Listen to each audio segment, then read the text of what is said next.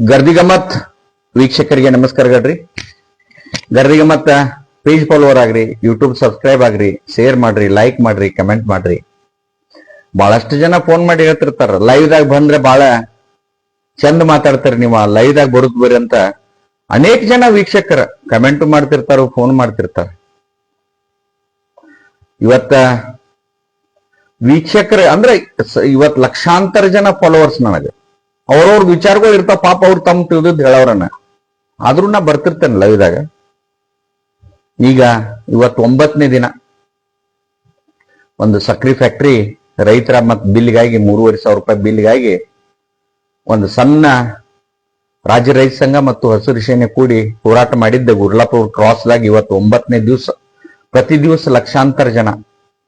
ಅದ ನಮ್ಮ ವಾಹಿನಿ ಮೊದಲ ಎಲೆಕ್ಟ್ರಾನಿಕ್ ಪ್ರಿಂಟ್ ಮೀಡಿಯಾ ಒಟ್ಟ ಕೇರ್ ಮಾಡ್ಲಿಲ್ಲ. ಸೋಷಿಯಲ್ ಮೀಡಿಯಾ ಬೆನ್ನ ಇತ್ತು, ಅದ್ರಾಗೂ ನಮ್ ಗರ್ದಿಗಮ್ಮತ್ ಅಂಕಿ ಬೆನ್ನ ಹತ್ತಿದ್ಮ್ಯಾಗ ಇವತ್ತು ರಾಜ್ಯ ತುಂಬಾ ಎಲ್ಲಾ ತಾಲೂಕಾ ಮಟ್ಟದಾಗ, ಜಿಲ್ಲಾ ಮಟ್ಟದಾಗ, ಇವತ್ತು ರಾಜ್ಯ, ರಾಷ್ಟ್ರೀಯ, ಆಮ್ಯಾಗ ಹಳ್ಳಿ, ಜಿಲ್ಲೆ ಎಲ್ಲಾ ಹೆದ್ದಾರಿಗಳು ಬಂದ್ ಮಾಡಿ, ಸ್ಕೂಲ್ಗಳು ಬಂದ್ ಮಾಡಿ, ಸಮಾಜದ ಎಲ್ಲಾ ವರ್ಗದ ಜನ ಇದಕ್ಕೆ ಬೆಂಬಲ ಕೊಡತೈತಿ. ಈ ಒಂದು ಹೋರಾಟಕ್ಕ ಯೋಗ್ಯ ಐತೆ ಅಂತಾರ. 3,500 ಏನ ರೇಟ್ ಬಾಳ ಅಲ್ಲ ಅಂತ ಸಾಮಾನ್ಯ ಮಂದಿ ಮಾತಾಡತೈತೆ. ಯಾಕಂದ್ರೆ ಸಕ್ರಿಯಿಂದ ನಾವು ಬೆಳೆದಂತ ಒಂದು ಕಬ್ಬಿನಿಂದ ಎಷ್ಟು ಲಾಭ ತಗೋತಾರ ಅನ್ನೋದು ಜನಸಾಮಾನ್ಯರಿಗೆ ಗೊತ್ತಾಗತೈತಿ. ಇರ್ಲಿ, ಅವ್ರ ಲಾಭ ತಗೋಲಿ, ಆದ್ರೆ 3,500 ಏನ ಬಾಳಲ್ಲ. ಯಾಕೋ ಒಂದು 4 ಘಟನಾ ನಿಮ್ ಮುಂದೆ ಹೇಳ್ಬೇಕು ಅನ್ಸತೈತಿ. ಹೇಳಿದೇನೀಗ ಈಗಾಗಲೇ ಅವನ್ನ, ಆದ್ರೆ ಇವತ್ತ ಸಾಂದರ್ಭಿಕವಾಗಿ ಸಂಯೋಜಿತ ಅನ್ಸತೈತಿ ನನಗೆ. ಅಶ್ವಥ್ ಅವರು ಒಂದು ಮಹಾನುಭಾವ್ರ ಹಾಡ ಹಾಡ್ತಾರ, ಒಳಿತು ಮಾಡು ಮನಸ್ಸನ್ನೇ, ಒಳಿತು ಮಾಡು ಮನಸ್ಸ, ನೀ ಇರುವುದು 3 ದಿವಸ, ಸತ್ ಮ್ಯಾಗ ನಿನ್ಗೆ ಹೆಣ ಅಂತಾರ, ಎಲ್ಲ ಇಲ್ಲೇ ಬಿಟ್ಟು ಹೋಗುದೈತೆ ಅಂತ ಹೇಳ್ತಾರ. ಅಶ್ವಥ್ ಅವ್ರು ಬಾಳ ಚಂದ, ಅದನ್ನ ಬಾಳ ಸಲ ಕೇಳಿದ್ದೇನೆ ನಾನು. ಇವತ್ ಸತ್ ಮ್ಯಾಗ ನೋಡ್ರಿ ನೀವು, ಉಡ್ದಾರ್ಸೋದಕ್ ಬಿಡುದಿಲ್ಲ, ತೆಳಗ್ ಇಳ್ದವ್ರು ಉಡ್ದಾರ್ಸೋದೇ ಕರೀತಾರ. ನನ್ ಕಣ್ಣು ಉದ್ರ ಒಬ್ಬ ಶ್ರೀಮಂತ ಕಿವ್ಯಾಗ ಅವ್ನ ಕಟ್ಟಕ್ ಹಾಕಿರ ಹರ್ ತೆಗ್ದಿದ್ರು ನೋಡಿದೀನಿ ನಮ್ಮ ಮನ್ ಕೊಟ್ಟಾಗ. ಏನು ಒಯ್ದಿಲ್ಲ, ನಾವ್ ಹೆಂಗ್ ಬಂದಾಗ ಜನ್ಮ ತಾಳದಾಗ ಹೆಂಗ್ ಇರ್ತವಲ್ಲ ಹಂಗ ಹೋಗ್ತೇವ್ ನಾವು. ಎಲ್ಲ ಇಲ್ಲೇ ಬಿಟ್ಟು ಹೋಗುದೈತಿ ಇದನ್ನ ನಾವು.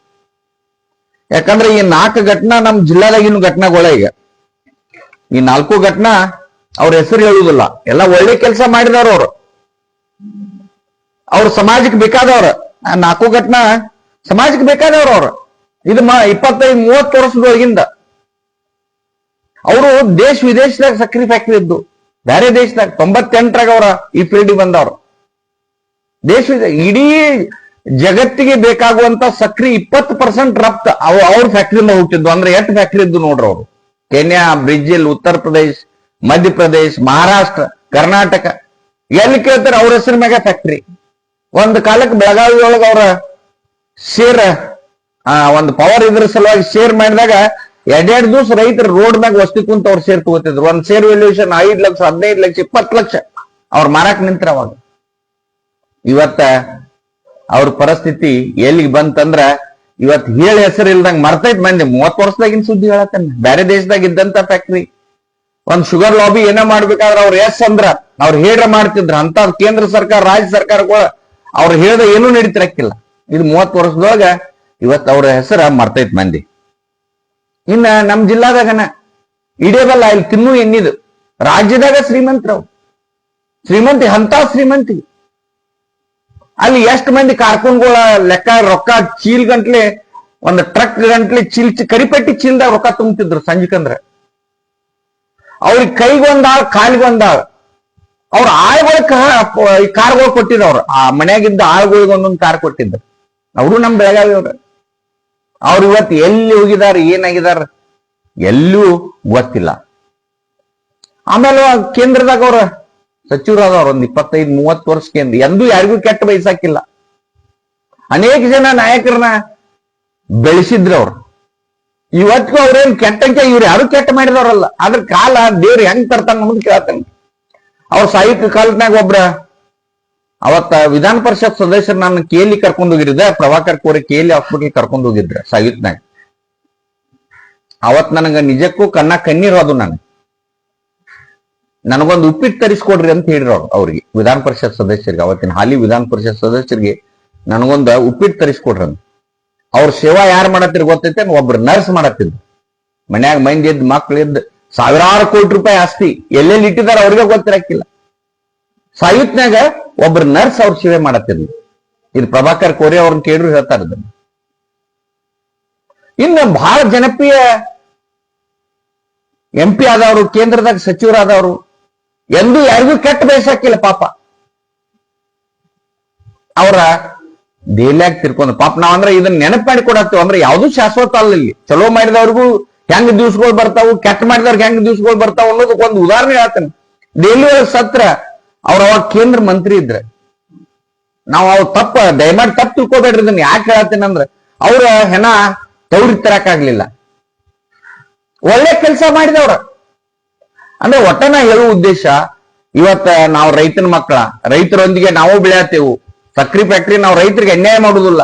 ಏನ್ ಹೇಳತ್ತಿರಲ್ಲ, ದಿವ್ಸಗಳು ಬಂದು ಅಂದ್ರ ಯಾರಿಗೂ ಏನು ಲೇಟ್ ಆಗುದಿಲ್ಲ. ಅನೇಕ ಜನ ಒಬ್ರು ಕೇಂದ್ರ ಮಂತ್ರಿ ಪ್ರಮಾಣ ವಚನ ತಗೊಂಡ್ ಬರುತ್ನ್ಯಾಗ ಅಲ್ಲಿ ಮುಂಬೈದಾಗ, ಆ ಮುಂಬೈಕ ಹೊಂಟಿದ್ರ ಅವ್ರ ಫ್ಲೈಟ್ ಬೆಳಿಗ್ಗೆ ಪ್ರಮಾಣ ವಚನ ಸ್ವೀಕಾರ ಮಾಡಿ ವಿಜಯೋತ್ಸವ ಮಾಡಕ್ ಹೋದಾಗ ಹೆಣ ಅದು ದೆಹಲಿ ಒಳಗ. ಅದ ಹೆಸರು ಹೇಳುದಿಲ್ಲ ಬೇಡ. ಪ್ರಮಾಣ ವಚನ ತಗೊಂಡ್ ಅಂದ್ರೆ ದೇವ್ರ ಕರದಂದ್ರ ಯಾವಾಗ ಹೋಗ್ಬೇಕಾಕ ರೆಡಿ ಇರ್ಬೇಕ. ಎಲ್ಲಾ ಬಿಟ್ಟು ಹೋಗೋದೈತಿ. ಒಂದ್ 200-300 ರೂಪಾಯಿ ಸಲುವಾಗಿ ರೈತರದ ನೀವು ಎಷ್ಟ್ ಲಾಭ ಮಾಡ್ಕೊತಾರೆ ಟನ್ಗೆ ಎಲ್ಲರಿಗೂ ಗೊತ್ತಾಗತೈತಿ. ಮತ್ ಈಗ ಜನರಿಗೆ ಸೋಷಿಯಲ್ ಮೀಡಿಯಾ ಇರುವುದ್ರಿಂದ ಜನ ಎಲ್ಲ ಯಾರ್ಯಾರ ಬಣ್ಣ ಏನ ಬಂಡವಾಳ ಏನೈತಿ ಅನ್ನೋದ ಎಲ್ಲರಿಗೂ ಗೊತ್ತಾಗತೈತಿ. ಆದ್ರೆ ಕಾಲಕ್ಕೆ ಕಾಯ್ತಿರ್ತಾರ, ಅದನ್ನ ಕಾಸ್ಬೇಡ್ರಿ ನೀವು. ರೈತರಿಗೆ ಅನ್ಯಾಯ ಮಾಡಕ್ ಹೋಗ್ಬೇಡ್ರಿ. ರೈತರ ಬೆವರಿನ ರೊಕ್ಕ ಕಸ್ಕೊಳಕ್ ಹೋಗ್ಬೇಡ್ರಿ. ನೀವ್ ಏನ್ ಲಾಭ ಮಾಡ್ಕೋರಿ, 1000 ಫ್ಯಾಕ್ಟ್ರಿ ಮಾಡ್ಕೋರಿ, 10,000 ಗಂಟ್ಲೆ ರೊಕ್ಕ ಮಾಡ್ಕೋರಿ, ರೈತರಿಗೆ ಕೊಡ್ಬೇಕಾದ ಕೊಡ್ರಿ, ಕಾಟಾ ಬಿಡಾಕ್ ಹೋಗ್ಬೇಡ್ರಿ. ನೀವ್ ಏನ್ ಮಾಡ್ಕೋರಿ, ರೈತನ ಮನಸ್ಸು ನೋಯಿಸಿದ್ರೆ ಯಾವ ಸರ್ಕಾರಗಳು ತರದಿಲ್ಲ. ತಡ ಮಾಡ್ಬೇಡ್ರಿ. ಇವತ್ತೇನ ಸಕ್ರಿ ಫ್ಯಾಕ್ಟ್ರಿ ಮಾಲಕ್ರು ಹೋಗ್ರಿ, ಅಲ್ಲಿ ಕುಂಡ್ರಿ. ಏನ್ ರೈತರು ಏನ್ ನಿಮ್ಮನ್ನ ಹರ ತಿನ್ನುದಿಲ್ಲ, ದರ ಘೋಷಣೆ ಮಾಡ್ರಿ.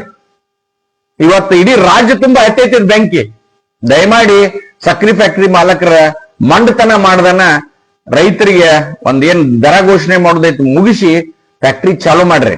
ಮತ್ ಇದನ್ನ ನಾವಿಲ್ಲಿ ರೊಕ್ಕ ಕೊಟ್ಟೇವಂತ ಕಾಟ ಬಡದ್ರಂದ್ರ ಇದಕ್ಕಿಂತ ಕೆಟ್ಟ ಶಾಪ್ಗಳು ನಿಮ್ಗೆ ಏನ್ ಹೇಳ, ಈ 4 ಘಟನಕ್ಕಿಂತ ಹೆಚ್ಚು ಶಾಪ್ಗಳು ನಿಮ್ಗೆ ತಡ್ತಾವು. ಎಲ್ಲ ಇಲ್ಲೇ ಬಿಟ್ಟು ಹೋಗುದೈತಿ. ರೈತರ ಜೊತೆ ಸಹಬಾಳ್ವೆಯಿಂದ ನಡೀರಿ. ರೈತರು ನಮ್ಮವ್ರ, ನಮ್ಮ ಅಂತಮ್ರನ್ನ ತಿಳ್ಕೊಂಡ್ ನಡೆದ್ರೆ ಒಳ್ಳೆ ಭವಿಷ್ಯ ಐತಿ ರಾಜಕಾರಣದಾಗ ನಿಮ್ಗ. ಯಾರು ನೀವು ಹೋಗಿಲ್ಲ ಕೂಡ್ಲೆ ರಾಜಕಾರಣಿಗಳ ನೀವು ಒಟ್ಟಾರೆ ಆ ರೈತ ಸಂಘಟನೆ ಬೆಂಬಲ ಕೊಡ್ರಿ, ರೇಟ್ ಡಿಕ್ಲೇರ್ ಮಾಡ್ರಂತ ಗರ್ದಿಗೆ ಮತ್ತೆ ಆಗ್ರಹ ಮಾಡ್ತಿದ್ದೆ. ನಮಸ್ಕಾರ.